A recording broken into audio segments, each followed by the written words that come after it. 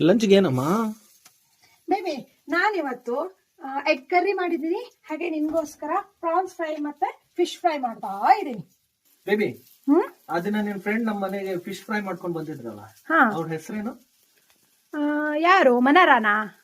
ಮನಾರಾನೇ ಇರ್ಬೇಕು ಅಲ್ವಾ? ಏನಿವಾಗ? ಅಲ್ಲ, ಅವ್ರು ಫಿಶ್ ಫ್ರೈ ಮಾಡ್ಕೊಂಡ್ ಬಂದಿದ್ರಲ್ಲ, ಆ ಫಿಶ್ ಫ್ರೈ ಅವ್ರಾಗೇನೆ ಇತ್ತು, ಎಷ್ಟು ಚಂದ ಇತ್ತು. ಓ ಹೌದಾ, ಇರು ಒಂದ್ ನಿಮಿಷ.